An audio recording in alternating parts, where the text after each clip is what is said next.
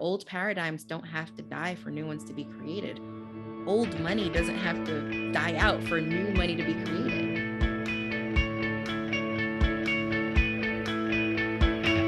Welcome, everyone. I am so excited to be here today with Angela Matthews. Angela, welcome to What the Fundraising. Thank you so much for having me. I'm excited to be here. So why don't we start with you just telling everyone a little bit about you? We got to meet at AFP Icon this year, but I know your work is both a bit inside the nonprofit sector and outside of it as well. So just tell everyone what brings you to our conversation today. So yes, we definitely met at the conference, and it was such a whirlwind in Las Vegas. And we met each other on the premise of what would it look like if everyone saw investing or money through the lens of abundance? What would fundraising look like? What would the world look like? What would entrepreneurship look like? And how could we really shift the planet through a powerful conversation about money? And not just this, high up, high end conversation that's super detached, but what happens when we bring the conversation on a more personal level? And how does our relationship with money translate to how we're representing money in the world? And I know that's a mouthful, but it's there. Yeah. And tell me your money story. What brought you to a moment in time where you are in a position and wanting to talk about money and how it moves in this world? So I will premise this with, I have a whole company called the Happy Investor Method, and this is really my jam. And I've been investing in the stock market for 12 years, and I utilized investing in the stock market as my path out. And so for me, I was born and raised in Queens, New York to immigrant parents, and I didn't come from a super wealthy background, but I was very clear that I paid my dues when I was younger, and I think maybe everyone could experience poverty on some level to understand what wealth truly means and how it could impact the world or do service. And I, like I said, was clear that I did my time, from 0 to 18, did my time, not going there. Angela is going to be fantastically wealthy, above and beyond abundant for the rest of her life. And so in making that decision, I decided to ask the person I knew the most and who had the most information about money and wealth. And so I went to Google and I Googled, how do you become rich? Because like I said, I came from very humble beginnings. And so Google always comes through with the answer, and Google came through and it said, well, first of all, after much searching, do you want to be new rich? Do you want to be like a lottery winner? Or do you want to be sustainably rich? Do you want to be self-made? Do you want to always have this problem of not having money? And so after a while, I said, hey, I want to be a self-made multimillionaire. And I don't want to work all the time. How can I do this? And that's when I found investing. But actually, they said investing and entrepreneurship, and I did both. Wow. Okay. So Google, good work. I feel like that could have led to a lot of different things. Yes. And I could have been on a completely different path. Lord knows, somewhere else around the world doing Lord knows what for Lord knows who. But thankfully, the results came through that Thankfully, day. You're here. Okay. Can we define wealth? What do you define as wealth? Let's start there. For me, wealth is choice and access, period. It is the ability to choose what you want to do with your time and with your resources. And it also has to do with understanding what those options are. So there's one thing to have a choice in the matter, but if you don't know what choices are available or you don't have access to certain things, then you can't choose what you don't know. And so for me, wealth is just access and choice. And it can mean whether this is for health, whether this is for financial circumstances, whether this is for relationships, it always comes down to that for me, choice and access.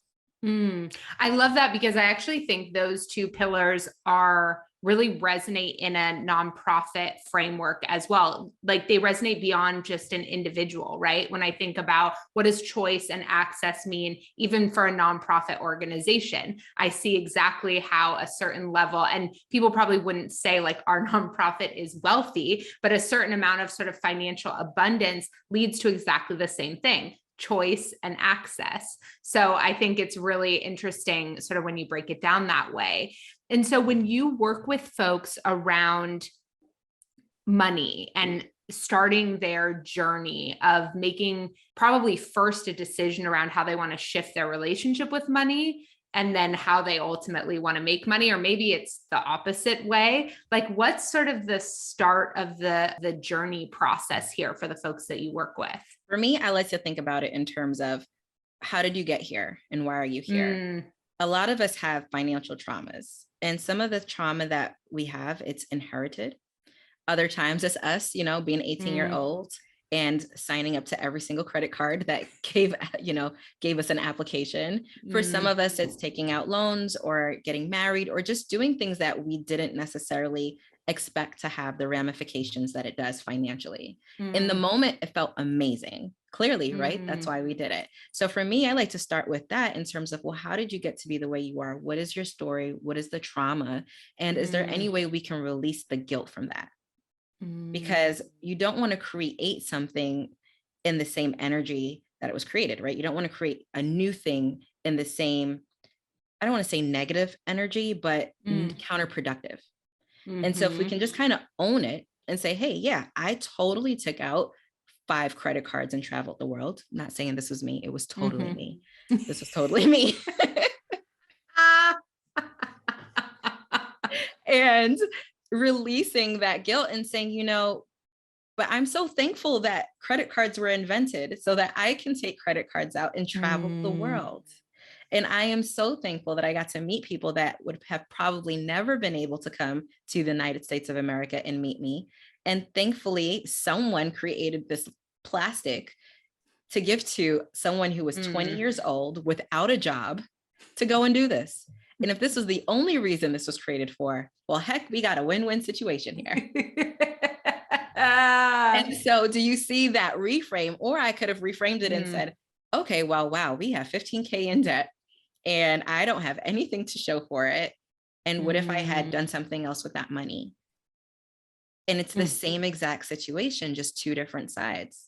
And erasing that guilt of it's not great, it's not bad, it is what it is, then gives me the agency to do something about it. Okay, you said something in there that I think is really important, and I want to dig into it for a second. You said that piece around, I have nothing to show for it. And I think this is a really interesting piece of money. And I see it on individual levels, organizational levels, right? So many different things. And I'm sure it comes up in investing too. And so I'm curious sort of how you think about this, right? Like, what I hear you saying is that there was this decision made that had this outcome that could have been viewed in a super binary way. That thing I did was wrong. It was bad. It had these consequences. And so I'm going to feel really bad about it because it was bad. What I hear you doing is saying, actually, like, maybe it's more nuanced than that. Like, maybe I don't have this because of it, but I have this because of it. And it taught me this, and it led to this, right? And so it was like holding both truths about what had happened there. And I think that's really interesting because what do we have to show for it? I think that piece of the justification of money is so complicated because money is just one form of energy. Some things, some outputs we can see, some of them we can't. And how do we value those things up against money? What do you even think about what I'm saying? I think it's a really interesting query to be in, because especially in the fundraising world, right? We've got these intangible things that we are fundraising for change, for justice, for whatever it is you're fundraising for. And you're going to a donor and you're telling them, hey, can you give us some money? We're going to make this thing happen. And now the donor may come back, or you may go back to the donor and ask for more. And they're going to say, well, what do you have to show for it? And now you have to give a tangible output or explanation for something that may not actually have a tangible output or explanation, right? How do you actually give a dollar value to someone getting prescription drugs that couldn't afford it? How do you give a dollar value to education? You just can't. And so in that, what I would encourage people to do, and what I think what you're alluding to too, is, hey, how do we look at the conversation of, if there was nothing to show for it, can I be okay with that? Period. Because the real thing is there is something to show for it. It's just that you haven't seen it. Yeah. And then we get to think about, well, what am I not seeing here? And why am I utilizing one paradigm to analyze another paradigm? Like, why am I doing all of this in the first place? How can I just honor the decision that was made and trust that I made the decision for the best possible future and alternative, and sit in it in saying that it worked out the way it worked out because that's how it should have worked out. Because I said so in my original creation of it. And I think what this is making, I mean, this is sort of pushing my boundary even around the way I think about or try to define money and value. But I think we're also sort of talking about the fact that there are all these different things of value in our lives, and some of them have more tangible value and some of them don't. And some of them are valued by other people and some of them aren't. And how do we sort of sit with what was meaningful for us, meaningful even for us? And that doesn't mean that it was good or bad or comfortable, but that had something important for us in it, without then starting to judge it by all of the sort of value lens externally. So like, I'm curious from an investing perspective. Let's say you started working with someone, you got someone really excited about investing 2 months ago or something like that, or where they, I'll tell you, a few months ago, I had a woman on from Coinbase and she got me all excited about crypto. I got way too excited about crypto real fast. And then I had a really good friend who works at a big bank make me even more excited about crypto. So I decided I'm going to invest in crypto. I'm not going to put this on you to tell me. No, and I'm sitting here like, what did you do? I know. What did you do? So I invested in crypto, and not a crazy amount of money, but something that is significant, meaningful to me. And more than 50% of it is gone. And it's been this really interesting work over the last few days, and gone for the moment. Who knows? I have no idea what the future holds. There are plenty of people who would tell me, like, take what's left and run. And there are plenty of people who would tell me to sit and stay and all the different things. And I am going to sit and stay. But actually, my reason to sit and stay is less about the money that I might gain back and more about what it means to me to sit in the discomfort of temporary loss, to say that, you know what, I need to not freak out right now. I need to believe and sit with and work on this being okay, me still being safe. I made this decision knowing that different things could happen. Now they have, so soon, but like, but still really, like, it's been, for me, it's like, and I said to myself yesterday, I'm really curious how, like, what you would say to a client who was like me in this situation in the stock market. I said to myself yesterday in my head, I was like, Mallory, if you want abundance in your business, you cannot freak out when you lose money. Those are the same thing. It's the same thing. So if you want to clamp down and get tight and restrict, the exact same energy is going to be there in your business. And so what you sit with in this moment is going to affect everything else. And so that's been part of my own, like, in investing in this particular moment journey. But I'm curious, like, how you sort of approach a client like that. So it's funny you should say this, because I just wrapped up yesterday a program that was 5 weeks, and I was in a container with students, 45 people for 5 weeks. in this container teaching them investing. And in the beginning, they were like, yes, I'm investing, like take all my hard-earned money, throw it in the market, take it, grow, make me a multimillionaire. And this is what they were thinking. And right now, at the time of this recording, the market is doing some really interesting things, and it's pretty much down roughly 25% since the beginning of the year, right? And still not the lowest it's been. One of the recent lows was in 2020, right around the pandemic. So we're really not anywhere close to that yet.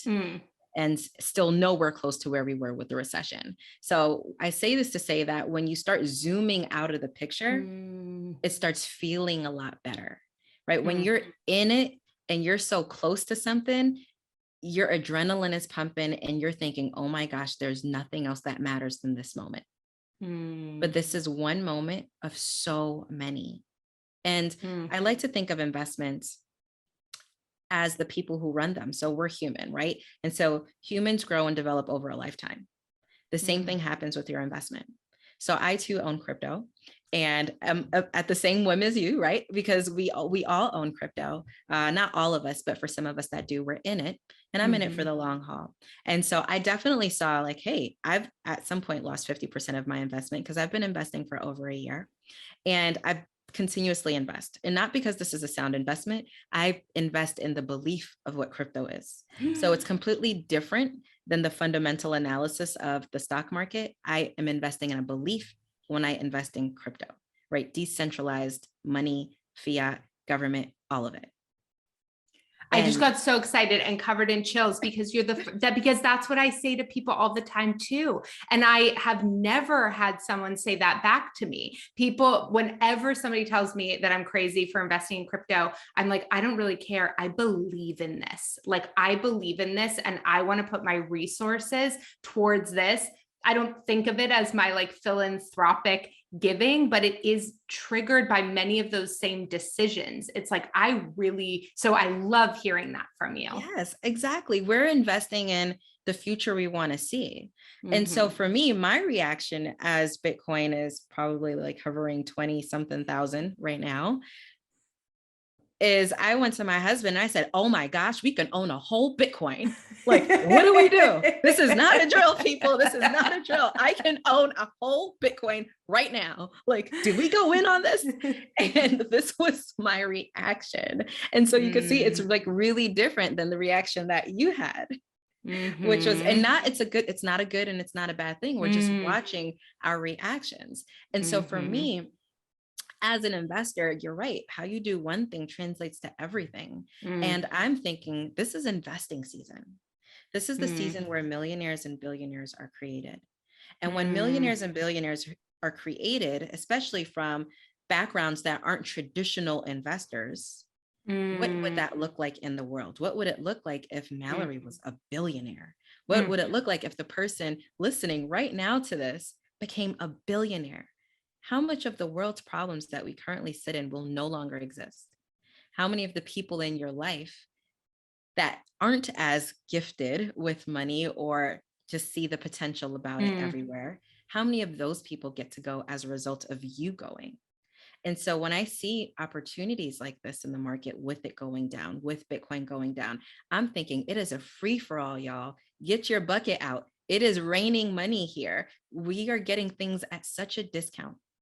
The fact that I can pay 20 something thousand for a whole coin of Bitcoin, like, are you kidding me? Like me 5 years ago? This is so freaking exciting. And I don't even know if I'm going to actually purchase it or not, because I just did an angel investment 2 weeks ago. And so but it is investing season. And so once we think about that, how can we invest in relationships? How can we invest in opportunities to make our money grow? How can you start understanding as a fundraiser and as an organization, how can you understand your donors? Because your donors are probably investors as well.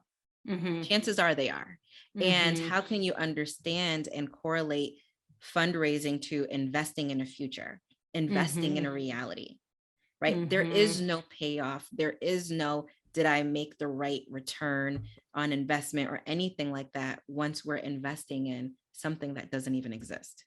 I really appreciate what you were talking about around what happens when different people become wealthy? Like what happens when wealth is gained by folks who haven't historically had access to wealth? And it's interesting because we've been experiencing a tremendous amount of gun violence in this country.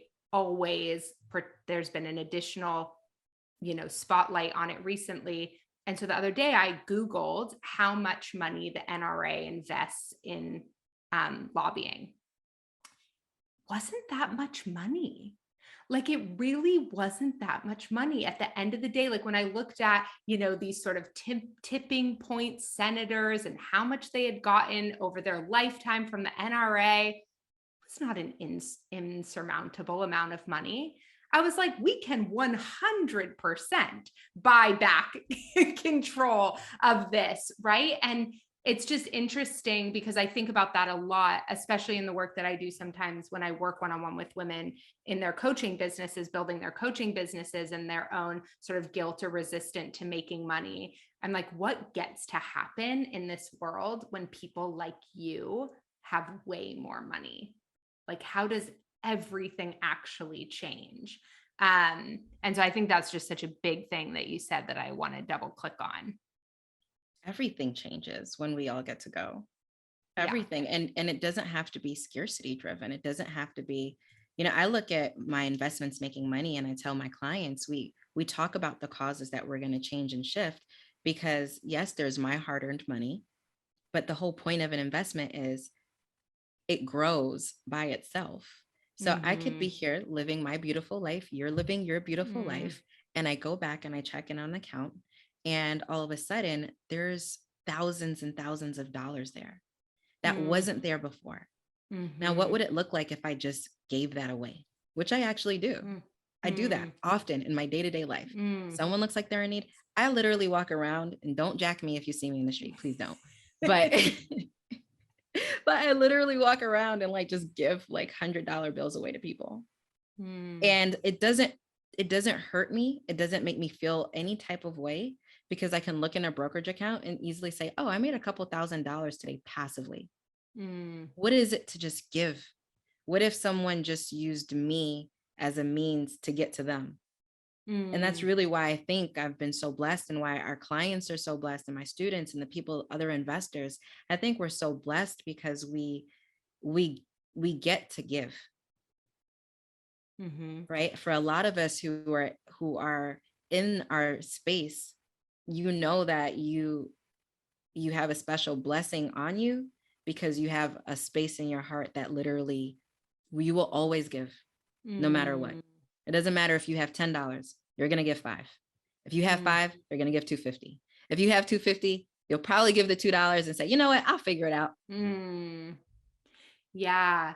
I mean, I feel like that is also sort of what I was talking about before around the way that money moves in, money moves out, and kind of vice versa. So it's just like the flow of money. Like when we release it with more ease, it comes in with more ease because like it is the same thing. So when I was talking about like, if I clamp down around the loss, it's going to block me in the way I bring in money into my business. Like there isn't, and I say this to fundraisers, and I know it's not an easy thing to hear sometimes, but when I have fundraisers say things like, I can't afford that, or I can't afford, to invest in, like Power Partners, which is $99 a month.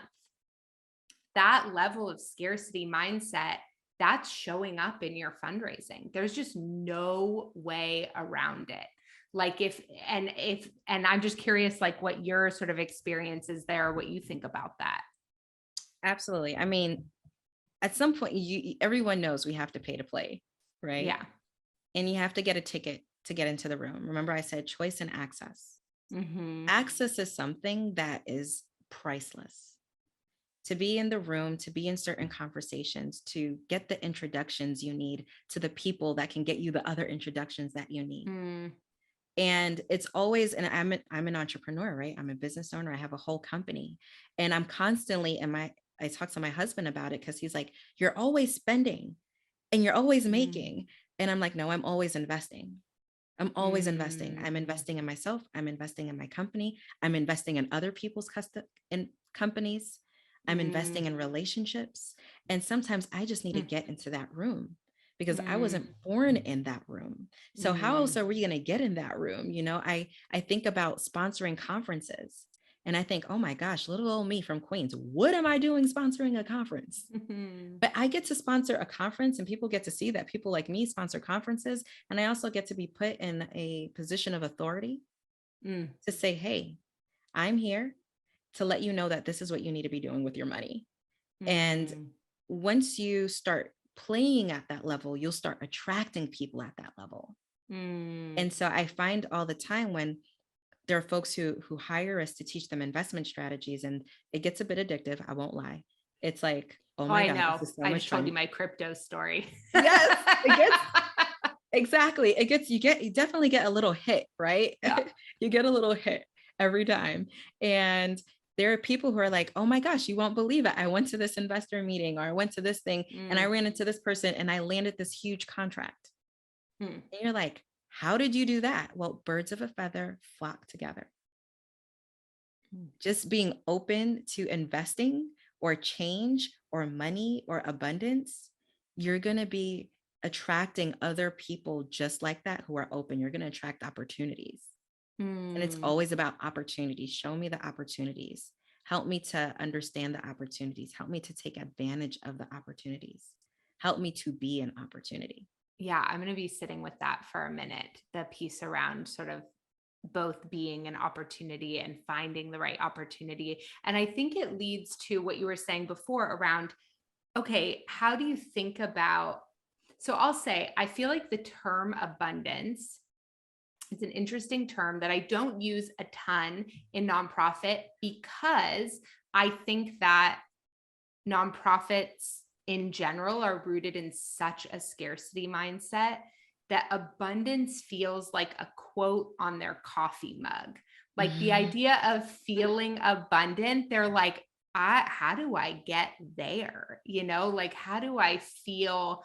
And there's this piece around what you had said before, basically, like if we all got there, like if we all get there, if we all get access, and this idea that it isn't zero sum, that, you know, capitalism teaches us in many ways, like there's only so much and you either win or you lose, and it's very binary. So, but you teach within very much a binary system with wins and loss tracking.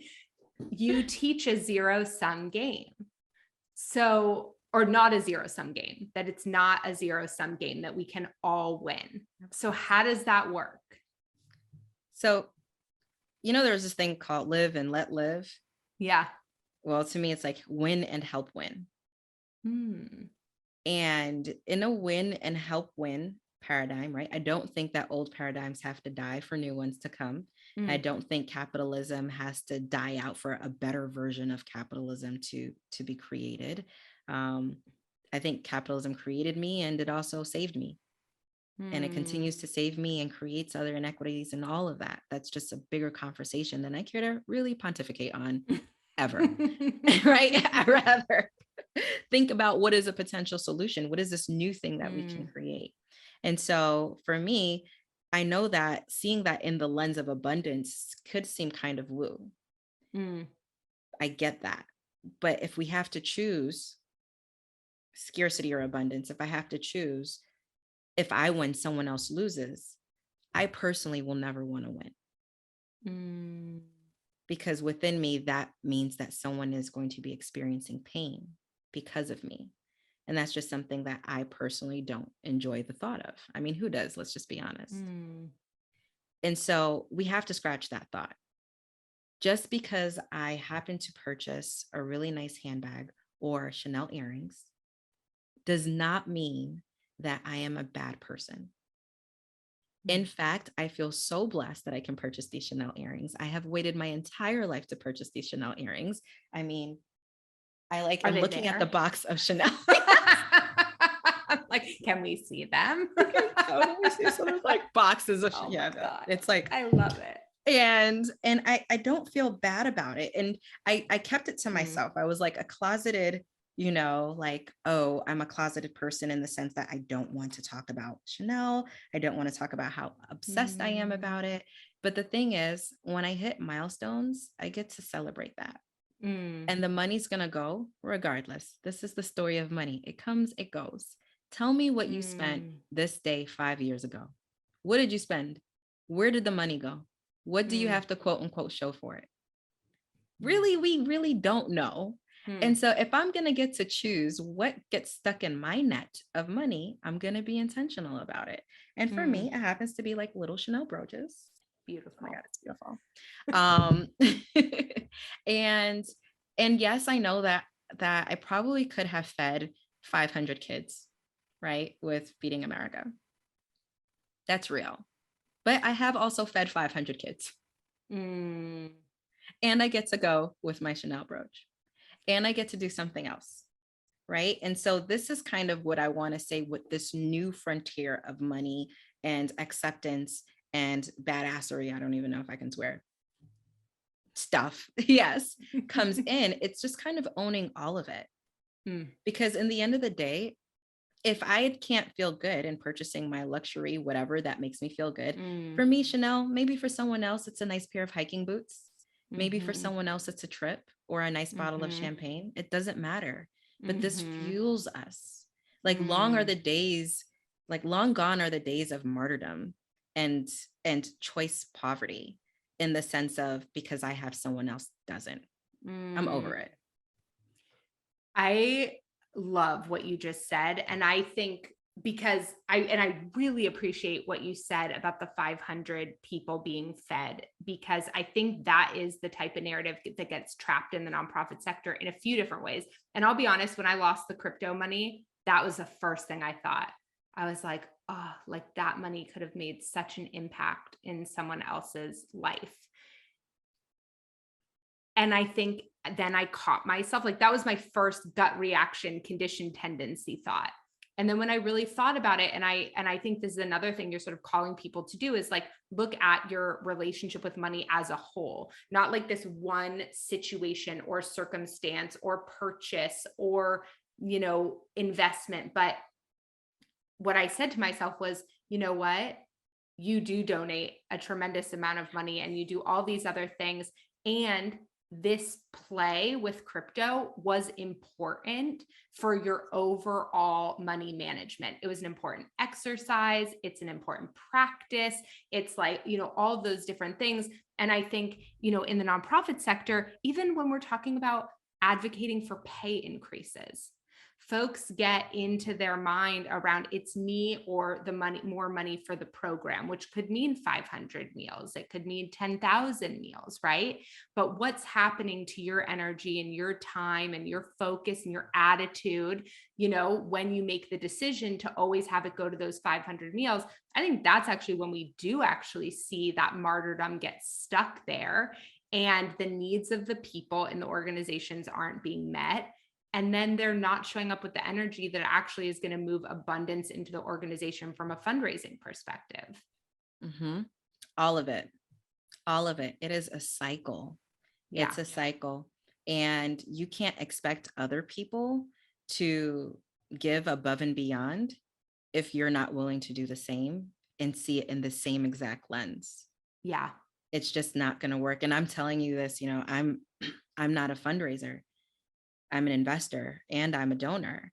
And so it was so interesting going to the conference and being around so many fundraising professionals and hearing the image of the donor and saying, how can we get donors to give more, or how can we get those donor dollars back?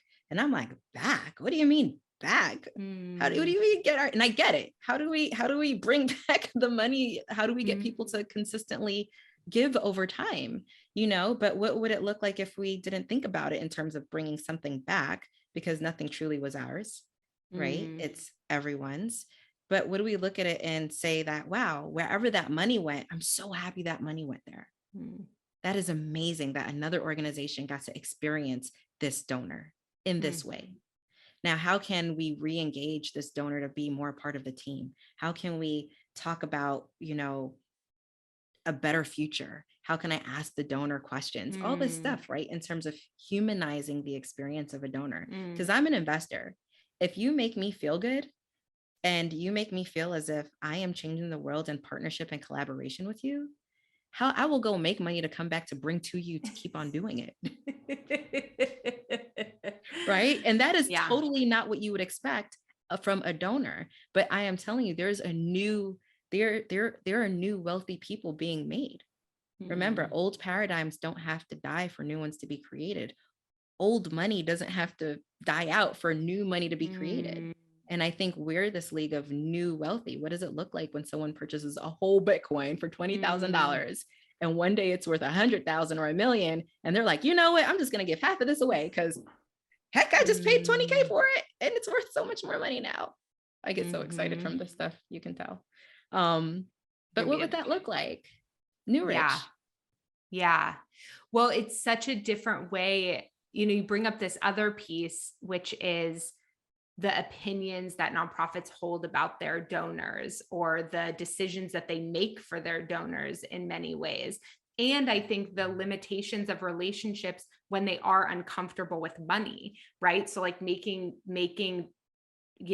assumptions about people with money or passing judgment about people with money. Like I would say, even if you feel a little bit uncomfortable with the way you're hearing money talked about on this episode, that's something to look at, like that. Even when you said we're the new wealthy, I was like, am I wealthy? Am I comfortable? Like I felt it in me, and this is work I'm doing every single day, but I still feel that little ping, that little ping in my throat of like, is that me? Am I comfortable there? What does that mean? Because we have been taught, and we do all have money stories and money trauma. I mean, God, my grandmother passed away with her entire life savings hidden in her closet because they had lost everything in the Holocaust. And we all live with these weird, complicated, traumatic experiences with money. They don't, for me, it sounds like you had a moment where you were like, I'm not going to do that anymore. Like, this is my new path. But I would say for me, it's been a constant untangling and a resurfacing, and then untangling again, and then a resurfacing and untangling again. So for folks who are listening to this and like feeling those moments of discomfort, like that's where sitting in that is where I feel like the work really lies. Sitting in that is where the magic is. Because I know right now I'm talking and I'm this cute little poster like, yay, shift the planet with our money. But it definitely is an onion. There's cellular things down to, I'm a person of color. And so I own property and investments are property. And even in my cellular DNA, I have to contend with the fact that I was once property. That's something. Someone who comes from, example, your grandmother, right? Holocaust survivors. You have to think about money as a pass to live, because a lot of people had to have money to pay to pay someone off to live, so we get to have these conversations, and we just get to be in the query of, wow, I'm listening to this podcast, I'm listening to this episode, and that kind of rubbed me wrong. And so I grew up in a church home back in Queens, and my bishop always says, if you're angry at it, it's because it applies to you. And so it's hurtful words, but it's true, because you're like, the only person angry right now, the only person angry right now is the person who it applies to, because if it didn't, you wouldn't be angry. If it didn't apply to you, you would have just kept on listening and you wouldn't even flinched. So that's kind of your higher spirit. That's your intuition. That's that inner child saying like, wait, hold on. There's an opportunity here to grow. There's an opportunity to stretch. There's an opportunity to have a new identity around this topic that really can be the linchpin for so much of who you're meant to be. What would life look like if money wasn't a thing? What would it look like if money was always around you forever and ever, and there's nothing you can do to stop it? And if you actually integrated that belief inside of you, and knowing that everyone has that power to access it as well, I mean, what can't you do in this world? Who can't you be? Who can't you fix? Who can't you solve? Not that you could fix anything, but what can't you fix specifically? Mm-hmm. Right? I know this could be a triggering episode and we love you. I'll slap you and hug you and slap you and hug you. And my slaps aren't slaps, they're like feathers. But really and truly, I think, Mallory, really, I honor you for having this conversation and being open to the conversation and exposing your community and your tribe, because once one of us goes, we all go. Yeah, I mean, I think so much of the real work for fundraisers, in my opinion, is around grappling with the layers of discomfort. And so this isn't the first or the last What the Fundraising episode where people are probably in their car cringing at me a little bit, but that's okay, because I think that it's not just okay, it's important, in my opinion, because I think we want to be change makers. Change makers means changing the status quo. Comfort lives in the status quo. So if we want to change the status quo, whatever that is, in terms of our environmental impact or equity and justice work, or, progress in any kind of way, it's going to require us to get uncomfortable. It's going to require us to get uncomfortable in the way we act and the way we show up and in the way we think and what we believe. And I believe for fundraisers particularly, a lot of that is in this conversation. Like, this is the 0.1 of, like, you want to go into a meeting with a major donor. Have you done this work? Like, have you thought about these things? Because to think that you can go into a major donor meeting with the perfect pitch deck and the perfect impact report and the perfect briefing sheet and have not done any of this work, and you wonder why it didn't land, it's in here. Like, the answer's in here, So I just really appreciate the way you think about things, the way you push others to think about things. And even in this conversation, I can feel my own wheels turning around certain things. And the quote from your pastor, oh my God, that's it. Right. And so hopefully what we want is that it's okay if you felt uncomfortable, and if you felt triggered, and if you felt angry, and if you felt all those things. Like, now the unpacking begins. Absolutely. And maybe you're on the other side of the spectrum where you're like, this was freaking awesome. Like, heck yeah. Yeah. Like, this is what I needed. This puts so much things in perspective. Wherever you are on the journey, it's just know it and honor it. Yes. And that it's not going to be linear, right? Because I have days probably where I would have been like, I'm going to buy Bitcoin. Right. And so, like, that's the other thing. Like, there's lots of things happening around us all the time that impact our energy and awareness and consciousness around money and how rooted we feel in abundance and scarcity, right? There can be things happening in our daily lives around us in the world that, like, impacts our energy in certain ways. And so also to not feel like I didn't say to myself when I had that moment of like, oh crap, I didn't say to myself, you've lost all your money work. Like, you don't even know how to think abundantly anymore. Like, you've completely lost all that work you've done on yourself. I didn't go there. I was just like, all right, I'm having a moment. I'm having a moment. I need to dig in. I need to unpack this a little bit. I'm having a moment. And then I went about my day. Yeah, absolutely. Absolutely. And I'm so proud of you. I think that probably was a testament to your growth, just even hearing your own internal thought pattern, because the you of the past might not have had that reaction. So it really was a great thermometer to seeing how far you've come, I'm sure. Yeah, the you of the me of the past would have never even invested. The second me of the past would have sold everything in that moment. There's lots of iterations of that. But I'm just so grateful for you and everything that you do to help people build the life that they want to be living and do it in ways that really, I think, does promote a tremendous amount of generosity and community and connection. So thank you for sharing your wisdom with us. Tell everyone, where can they find you? What's the best way to connect with you? How might they be able to work with you? All the things. Yes. So I am on email all the time. And so I send love notes via email to folks, and you can go to happyinvestorguide.com, and either you can just get on our list and there's free trainings and stuff like that. But really, that's my jam. I've got 2 little ones. And so social media is quite a bit of a luxury. But if you do want to follow, you can follow me at Happy Investor Method. And so Happy Investor Method, we try to make you happy with investing. And we have programs throughout the year and masterminds. And once you're in our world, it's a fun one if you can't tell already.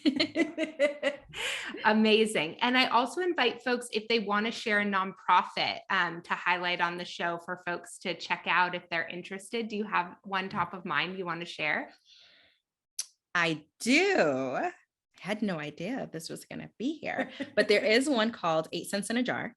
And what it does is it prepares kids from socio-disadvantaged economic backgrounds to go to investing competitions around the country. And so they get a little bit of money and they have to invest it in the stock market and make it grow, and they go to competitions. And so that is my organization of choice, naturally, because I teach investing and I know the power it has. And these kids are so fearless. They'll just throw this money in something and they're saying, yep, that's going to work. It's going to work. And you say, how do you know that's going to work? And they say, it is because this, and this. And they just get it so fast. And so I already know that that organization they're changing so much just because they're getting kids before they get that credit card. They're getting kids when they're 13 and they're exposing them to travel. They're exposing them to money, to competitions. And it's really a beautiful organization. And so, yep. Check it out, 8 Cents in a Jar. And it's awesome. And if you all have any organizations that you want me to know about, please feel free to find me on social media or email me. I love, love, love continuing on the conversations. And this is one that is just so important to have. Thank you. Thank you for joining me today. Thank you for having me. And thank you for